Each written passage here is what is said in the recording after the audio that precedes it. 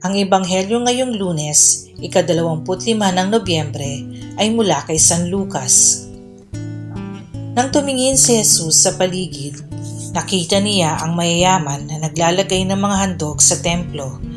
Nakita rin niya ang isang dukhang byuda na naghulog ng 2 salaping tanso. Sinabi niya, ang inihandog ng dukhang byudang iyon ay higit pa sa inihandog nilang lahat. Ang inilagay nila ay bahagi lamang ng kanilang kasaganahan, ngunit ang kanyang binigay ay ang buo niyang kabuhayan. Ang mabuting balita ng Panginoon. Ang ating faithful reflection ngayon ay sinulat ni Brother Christian Costuna ng Hand of the Sower Catholic Community. Ibigay mo na.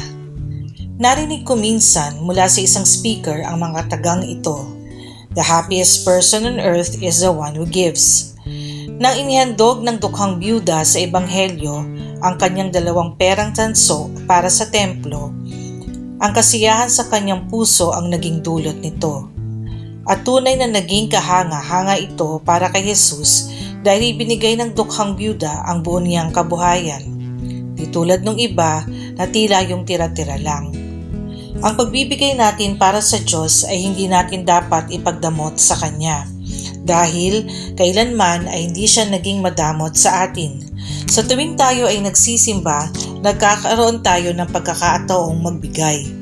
Una, ng ating oras para sa Kanya upang magpasalamat para sa nagdaang linggo. At pangalawa, ng ating pinansyal na handog na ibinibigay sa offertory para sa mga gawaing simbahan at para sa proyekto na ang makikinabang ay ang mga taong masigit na nangangailangan. Ang pagbibigay ay hindi nasusukat sa laki o liit ng ating binibigay, kundi sa bukal na kalooban. Taus-pusong pagbibigay na may kagalakan. Sabi nga ni Saint Teresa of Calcutta, "It's not how much we give, but how much love we put into giving."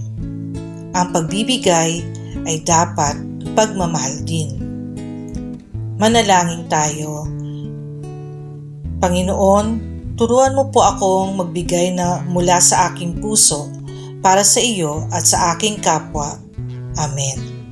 Sa ngalan ng Ama, ng Anak at ng Espiritu Santo. Amen.